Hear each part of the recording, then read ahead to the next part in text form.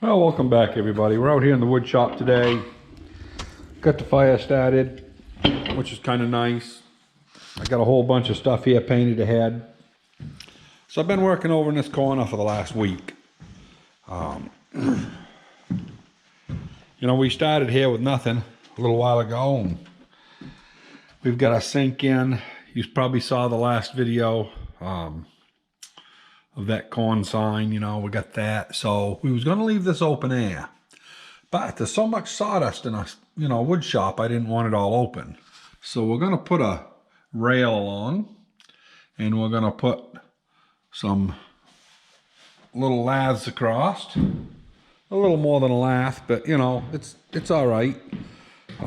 Been using radial arm saw here for a little bit. Kind of irritated me. I made a frig up right there. I pulled it out and tried it, and then when I went back, this little chip laid over here. I didn't see it. Of course, it held it up. But anyway, that was my own doings. But other than that, yeah, these things, they're all a pretty good fit, Push right down in nice. So, almost 2 feet on that one. But anyway, this is going to go across the top. Then all of those, well, we're going to call them laths, but they're really not. But anyway, and then we'll put the piece of plastic on top, and that way we didn't need a light inside of the indoor outhouse. And I've also got enough shingles painted to do this further side. So this is a bunch of old pine shingles that were sawed, and the mill was an old mill, and it didn't do the same thickness everywhere. You can see there's a thin one there. But I was using them up, and I finally decided there was too much prep work on this, so I went to the cedar ones. And they're a lot better consistency. I don't think they're better quality, but they're better consistency. So anyway, we get this wall here all done. And I'm not going to video all this because it's just putting foolish stuff up, but I'll show you that as it goes step by step, kind of how we're going to do this daylight ceiling in here. Yeah, got her all in. I got it leveled from front to back. Actually, it's 1/4 of an inch high over here. Just psychologically, felt like it should shed, but I know that's foolish. But anyway, yeah, got her all done. They're all nailed on this end out here. They're not nailed in the pocket except for the very end when it wasn't captive. So these here, if you push up, they will come out, but unless we have a hell of an earthquake, they're not going to go anywhere. So anyway, we'll put the top on. I just cut the back corner off, so it should set right in around there.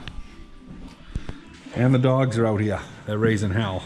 So you might hear a little something.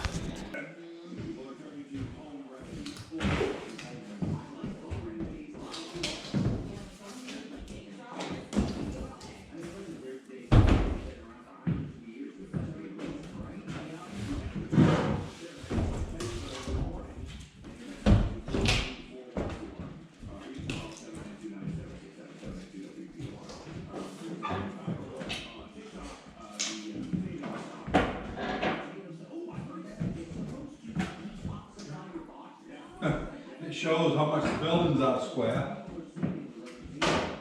That's all right. Don't stick out the front anymore. Oh, I don't? No. Oh, geez. Because we cut the back off, so it slid back where it belongs. So we haven't decided. The big question is whether or not to trim this back so that it fits it. Before I took the back corner off, it set out this much on the front. And it kind of looked nice all the way around. But like I say, I trimmed out that corner. And, so, because we're trying to keep sawdust out of here. That's all it is. So, anyway, we got to figure that out. That corner's got to be just, well, that's probably natural curve. This set upstairs in the barn, we'll have to just tack that down where it's curling up on that corner. But yeah, don't weigh nothing. It's just probably, I don't know what that sheet weighs, 20 pounds or something. So anyway, I'll bring you back when we decide what we're going to do about this lip. Yeah, Carol came out with the dogs. Moxie here, she thinks the world of this toy.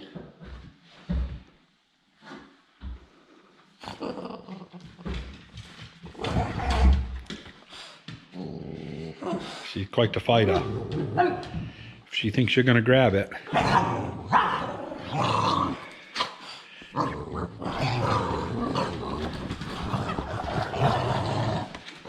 Anyway, we'll show you what we got done. Dogs are doing good. This has got a little bulge from being up in the barn, you know, when it's 120 in the summer. You can see right about there, there's a little bulge. Everything else lays perfectly flat. And we just put it down with some small, they're actually lobster pot nails. They're just little guys. And I happen to have boxes of those things, so. Yeah, it came out good. The only thing is you got a little air spot right there. But it's down on the back one, all tight, and it's down on this one. So that bulge is right here, but it doesn't seem to be noticeable. So we're not gonna worry about it. We still gotta trim out the inside of the door here. Gotta do that. And today, I started that yesterday. We're gonna finish shingling this piece here, just to make it look like the rest of it. And then we got to move this blind to the inside of the door. Just minor stuff. I'll bring you back and show you the progress. There, I've made it up to the top. I need about another dozen painted shingles, and I've got them all done first coat. It takes about, this one here is almost dry enough to put the second coat on, but it'll take another half hour or so, and then I'll start and do them all. But every time I get done painting, I do the same thing. I wrap up my roller in one of these old bags. I wanted to show you these bags. So, it says on it, keep refrigerated, garden fresh. On the back, of course, it says product of USA and fresh butternut squash. And it was grown by us. Grown and packed and everything. And me and Carol used to do, when we were real young, like, you know, Carol was 43, 44 years old, and she was right in her prime. We'd do 20,000 pounds a year of that butternut squash, sometimes 22, and the whole tractor trailer load. And, well, yeah, about 22,000, yeah, because there's 1,000 pounds to a bin, and we used to get 22 or 24, depending on how they loaded it. And, you know, the last few years we was doing a couple ton, you know. Some years we did 3 ton. I think the last year we did it, I think we did only 2 ton the last year, I think. That was enough. But the last time she ordered these bags, getting back to my story, we always could call up and say we want 2,000 bags, 3,000 bags. And of course, you know, new companies take over. And they're like, well, we're not going to do a run for 3,000 bags. Which used to run like, you know, $600 or whatever. Sometimes they were like 10 cents a bag. And they already had the slug because we paid to have the slug made. And the last run they made, I think they did like 22,000 bags. It was ridiculous. And they got 500 bags to a box. And we had to pay it. You know, it shows up on a pallet. We don't even know how much is coming, right? They said we had to have a minimum, I think it was 9,000 bags. So Carol said, well, yeah, give me 9,000. Well, somebody just started the machine running and walked off. When it come back, it had oodles and oodles of boxes. So we had to buy it all. And I mean, they're all paid for. We sold enough squash that they're paid for plus. We made money just the same. But now we've got about, I don't know, probably 10,000 of these bags sitting around the house. And you know, it sounds ridiculous, but they're handy in a pocket. I mean, we don't hesitate to use them, you know. If Carol wants to put a couple muffins in a bag, she stuffs them in a bag. If I want to use a paintbrush, we stick them in, you know, we're using them all the time. We probably use a box of them a year. Probably close to, I don't know, the whole box. Probably a box every couple of years. We use a couple hundred bags a year probably of these things. Kind of a foolish thing, but anyway, I'll bring you back in a little bit. I'm going to change over the blind while the paint's drying. And yeah, we'll get on to the next project. And if anybody's new to the channel and you want to see, oh geez, I don't remember what number it was. It's way back. Look back through the archives of my channel and there's some small short videos in there of Carol peeling a squash. Now, she can't do it for more than 10 or 15 minutes, but if she needs to do a batch quick, she can peel a squash in about 20 seconds if I've got it all, both ends cut off and it's been bowled for her. And it takes me about 18 seconds. I can just barely keep up with her. So, but my wrist got so bad at the end of it, I was having trouble keeping up with her. And anyway, yeah, you can go back and watch one of them. See how squash should be peeled, because butternut squash is pretty easy. A lot easier than people make it out to be. Anyway, we'll bring you back in a bit. Well, we finally got all the shingling and all the trim done. Came out good.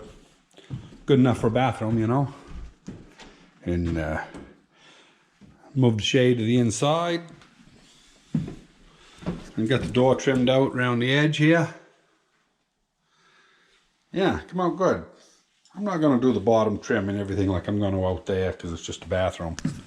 But yeah, been a good solid week pretty much around with that bathroom. You know, we started out with not even a hole, no plumbing, no nothing. But it's done. And we got hot water up here, cold water, the whole works. So anyway, Carol wants to go riding today. So we're going to go riding, don't know where. It's 11:30. So I just filled the wood stove back up. I'm doing a little bit of thin trim. I'm going to put some, this is very erratic around this. You know, this right here is flush, then it dives in. And basically the door is all flat plane, but everything else here on the back of this barn was all funny, and this beam here twisted as it dried. So what I'm going to do, I've got everything shimmed out, and I'm going to actually just put the trim on this piece here. Then I'm going to run a bead of caulk in right around the whole outside of it. And instead of trying to frig around them with a block plane and planing and all that, I'm just going to put a bead of caulk. That'll get the trim done for the door. Anyway, not much of a video, just something a little different.